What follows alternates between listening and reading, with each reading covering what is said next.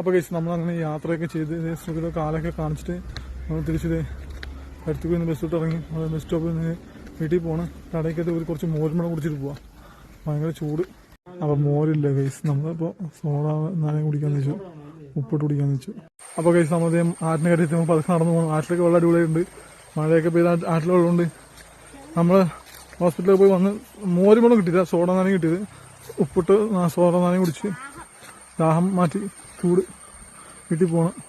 ആർജ എപ്പോഴും slow മോഷനാണ് guys.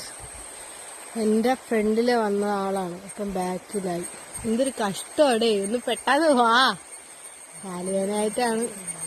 ആയിക്കോട്ടെ, ചൂടുവെള്ളം പിടിക്കാം ബാ. ഇവിടെ വേണ്ട, വെള്ളമൊക്കെ പൊളിയായിട്ട് പൊക്കോണ്ടിരിക്കുകയാണ്. എന്തായാലും പോവാം. ഇവിടെ ഉച്ചയ്ക്കും ചീവിട് കരയും. എന്തൊരവസ്ഥ എന്നാ.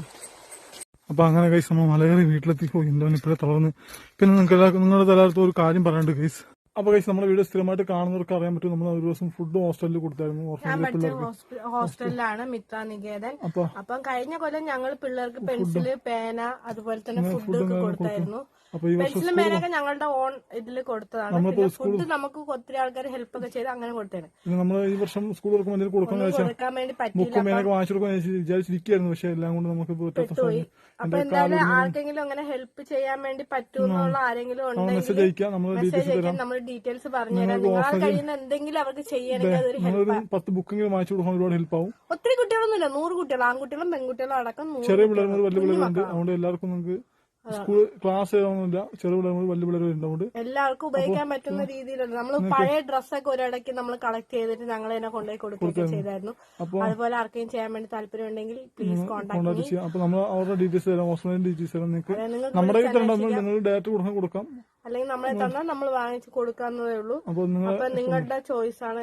ആർക്കെങ്കിലും ഒക്കെ ഹെൽപ്പ് ചെയ്യാൻ വേണ്ടി പറ്റുന്നുണ്ടെങ്കിൽ ഒന്ന് ചെയ്യാം. പിള്ളേരല്ലേ, നമ്മളൊക്കെ പഠിക്കുന്ന സമയത്തൊക്കെ ഒരു ബുക്ക് കാരണം അത് ഓഫനേജ് എന്ന് പറയാൻ പറ്റത്തില്ല. കാരണം അവരെ പോയിട്ട് ഓഫനേജ് എന്നൊക്കെ പറഞ്ഞു കഴിഞ്ഞാൽ അതിന്റെ ഓണറിന് ദേഷ്യം വരും. കാരണം അങ്ങനത്തെ ഒരു രീതിയിലല്ല അവിടെ മക്കളെ വളർത്തുന്നത്. വീട്ടിൽ വളർത്തുന്ന അതേ സ്വാതന്ത്ര്യത്തോടെയാണ് മക്കൾ അവിടെ നിൽക്കുന്നത്. അതുകൊണ്ട് ആർക്കും ഹോസ്റ്റലിൽ നിൽക്കുന്നതായിട്ടൊരു ഫീലിങ്സ് അവിടെ ഇല്ല. എല്ലാ സൗകര്യങ്ങളും ഉണ്ട്. എല്ലാവരും ഇതുപോലെ ഡൊണേഷൻ ചെയ്തിട്ടാണ് പിള്ളേർക്കെല്ലാം കിട്ടിയിരിക്കുന്നത്. അപ്പോ ഈ വർഷം സ്കൂൾ തുടങ്ങിയല്ല, അപ്പൊ നിങ്ങളാൽ കഴിയുന്ന ഒരു ഹെൽപ്പ് പറ്റുന്നവര് ചെയ്യാൻ ശ്രമിക്കാം. നമ്മൾ ഒരു 2 പിള്ളേർക്കുള്ള സാധനം വാങ്ങിക്കാൻ സെറ്റപ്പ് ചെയ്തായിരുന്നു. പക്ഷെ ഇന്ന് പോയിട്ട് നടന്നില്ല. അടുത്ത ദിവസം പോയിട്ട് എന്തായാലും 2 പേർക്കുള്ളത് നമുക്ക് ചെയ്യാൻ വേണ്ടി പറ്റുള്ളൂ. അത് ഞങ്ങൾ വേറെ നമ്മള് പറ്റുന്ന ആൾക്കാരുണ്ടെങ്കിൽ നമ്മളെ ഹെൽപ്പ് ചെയ്യാൻ പറ്റുന്നുണ്ടെങ്കിൽ ഹെൽപ്പ് ചെയ്യുക. നമ്മളത് കൊടുക്കുന്നതായിരിക്കും. അപ്പോൾ നിങ്ങളെ പറ്റുന്നൊരു ഓഫറിൽ ഹെൽപ്പ് ചെയ്യാൻ പറ്റുന്നവര് നമ്മൾ മെസ്സേജ് അയക്കുക.